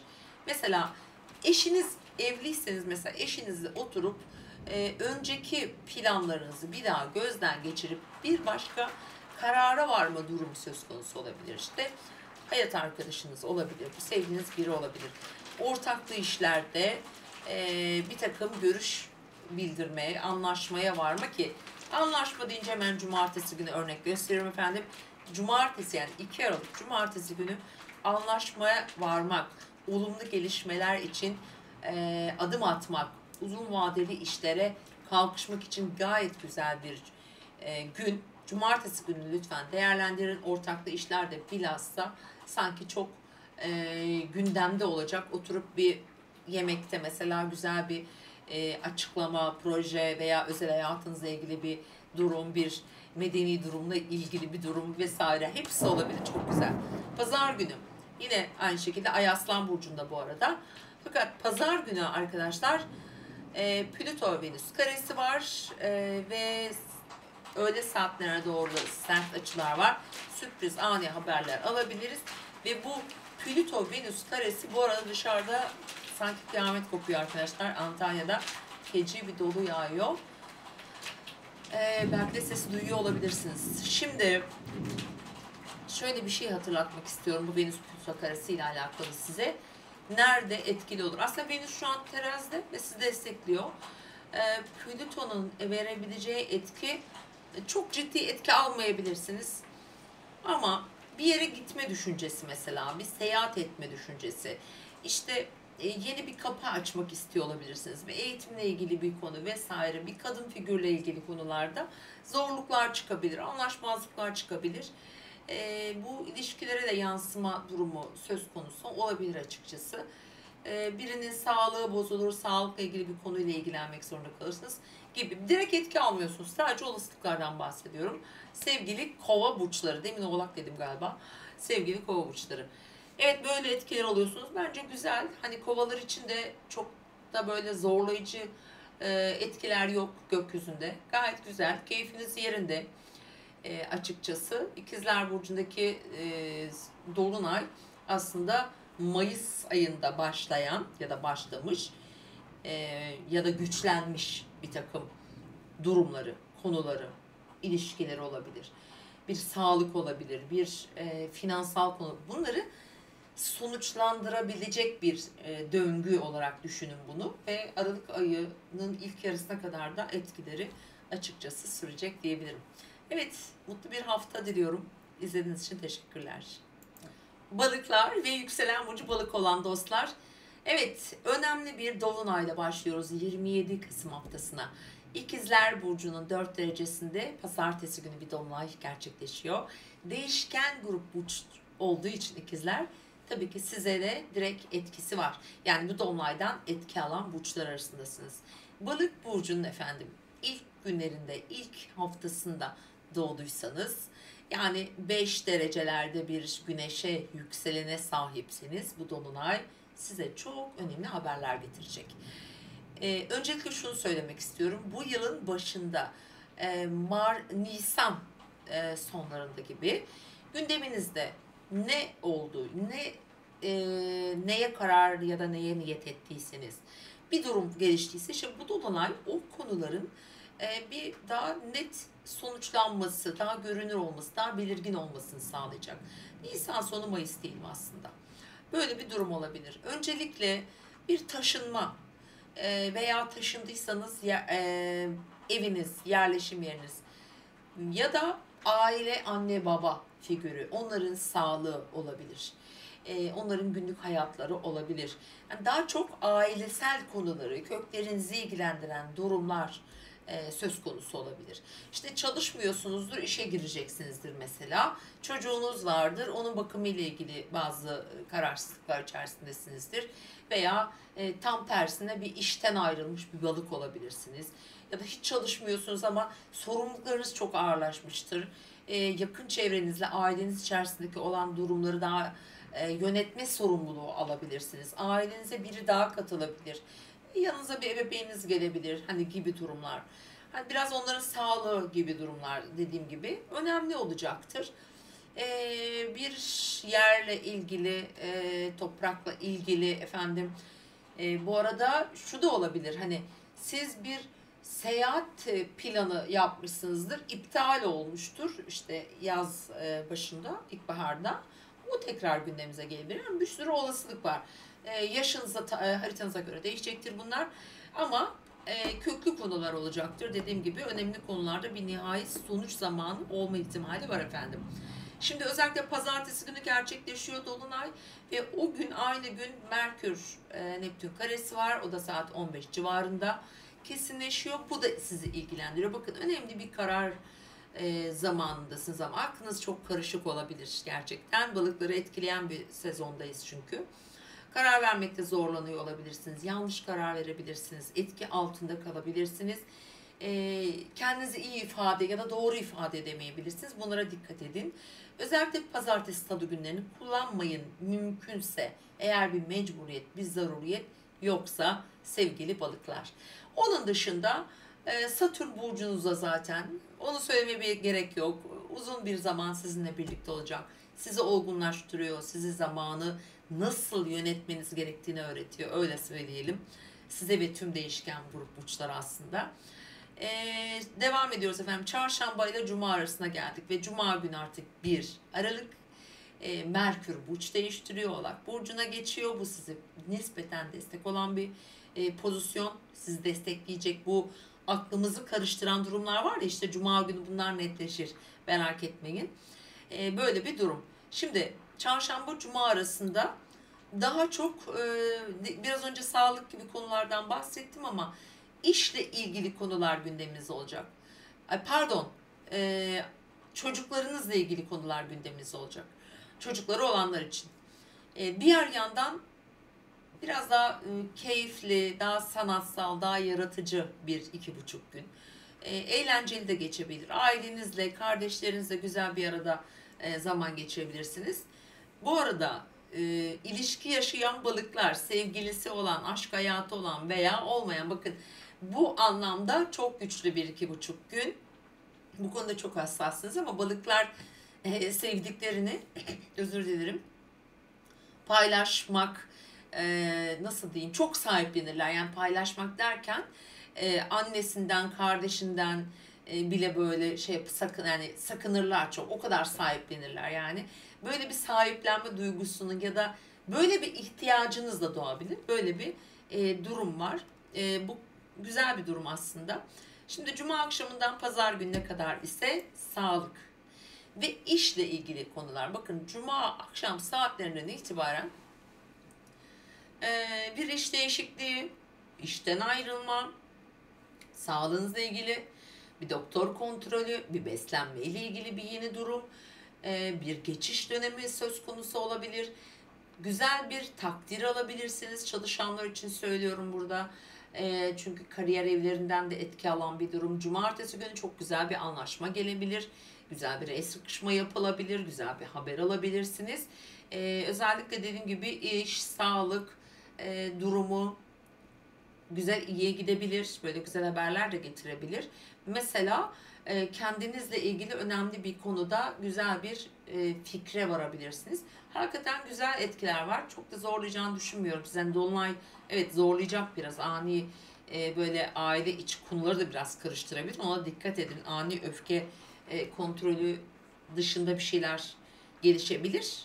Hayatın doğal akışına uymayan durumlar söz konusu olabilir. Aman dikkat o ilk 2 gün özellikle. Pazartesi, salı.